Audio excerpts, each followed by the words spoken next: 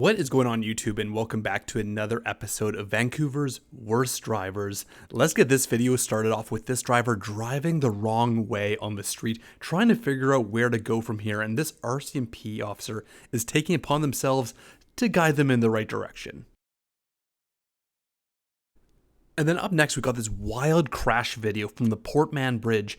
People pointed out that this is a vehicle, looks like it's from a car dealership.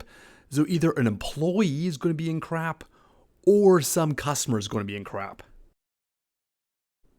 Usually I say that riding on a bus is generally safer than driving on the streets of Vancouver, but you could not pay me money to be on this bus.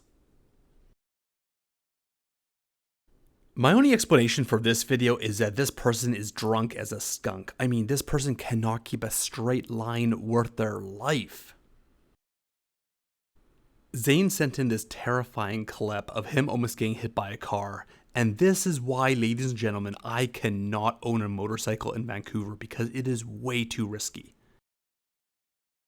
Brian sent in this crazy clip of him hitting a cyclist, and fortunately the cyclist is okay here, but the crazy thing to me about this whole thing is that ICBC still is making Brian pay for the deductible, even though it's clearly not his fault. Paul sent in this close call video from Vancouver, and this one just gets my heart pumping.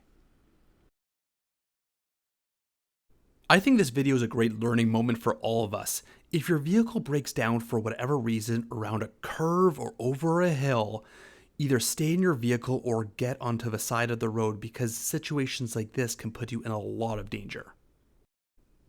These moments are just such a head scratcher for me, okay? So this person is on the wrong side of the road. I mean, they're stopped at the red light, which I guess is, in their mind, is a good thing. And then you're going to see in a few moments here that they end up just doing a U-turn anyways. Like, what the hell is going on here? The first time I saw this clip and saw all the scratch marks along their van, I just knew that this wasn't their first rodeo. It's crazy to think that not only do you have to look both ways when you cross the street when you're walking, but now you have to do that while you're driving as well. When I first saw this video, I was just completely speechless. Like, where do you even begin? This guy had more than enough time to stop on that yellow light.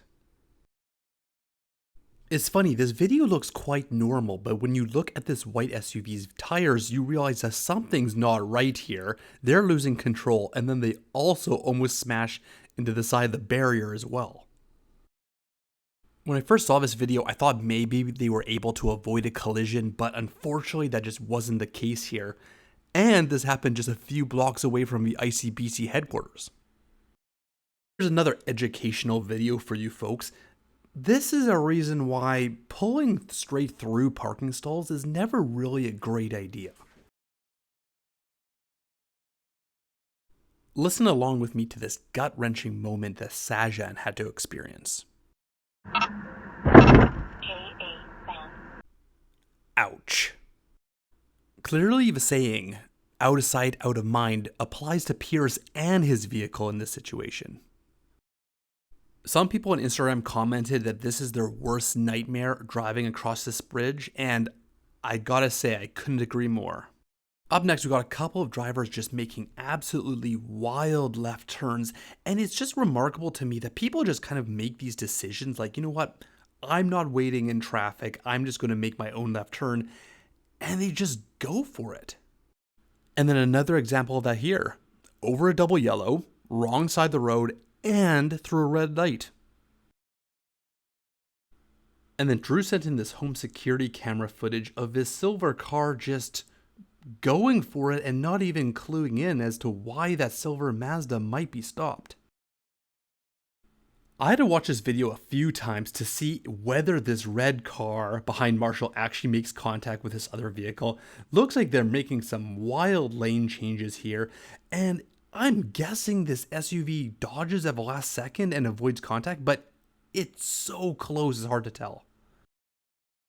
It's bad enough that this truck driver cut off Daniel, but what makes it worse is the fact that they hit the brakes just as Daniel is coming towards them. Turn and hope for the best. That's basically how people drive in Vancouver. So when a school bus is stopped at the side of a road, you're supposed to stop. The reason why this doesn't apply to transit buses is because they assume adults won't do this kind of stuff. At this point, municipalities all over the Lower Mainland are going to have to put up no left turn signs everywhere that there's a curb. My favorite part about this clip is that the cyclist looks like he has no idea what's going on. I think Brian's trying to give you a hint here. So I know many of you are pointing out that white SUV drivers are becoming a problem.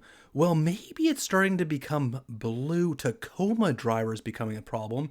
This video from Way where his driver is yelling at Way because he honked at him for getting cut off. And then we got another blue Tacoma here that just can't stay within the lines. So for whatever reason, over the last couple of YouTube videos, this spot in Burnaby seems to attract a whole bunch of people driving like complete lunatics, like this guy sent in by AC who just is in a rush to go somewhere, who knows where. It's scary to think that we share a road with people that are so bad at driving and are so unaware they have zero peripheral vision, like this guy who doesn't even notice Aladdin right beside his car. Let's overtake people on the opposite side of the road at a stop sign. Like, what could possibly go wrong? It's amusing to me to think that people, when they're turning left, don't see people crossing or traffic coming towards them. And then Dragos also sent in this pedestrian who changes their mind last second. Like, buddy, that is a terrible spot to be doing that. There's so many people out there that can't even drive a car, let alone a semi-truck. So I feel like people like this, maybe don't give them a truck to play with.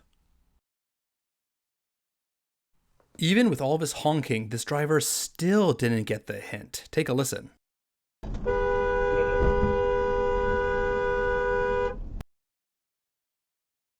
Let's just drive into a bus full of kids because why the hell not?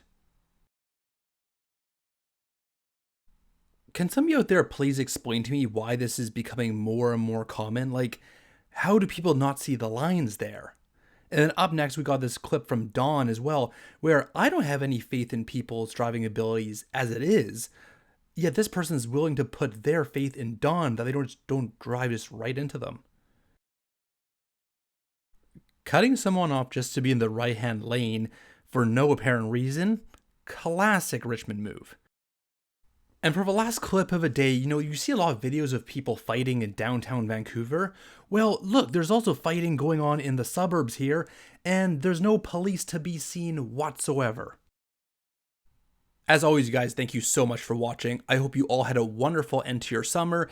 If you have any videos you want to send to me, you can email them to me at vancouverdrivingvideos@outlook.com.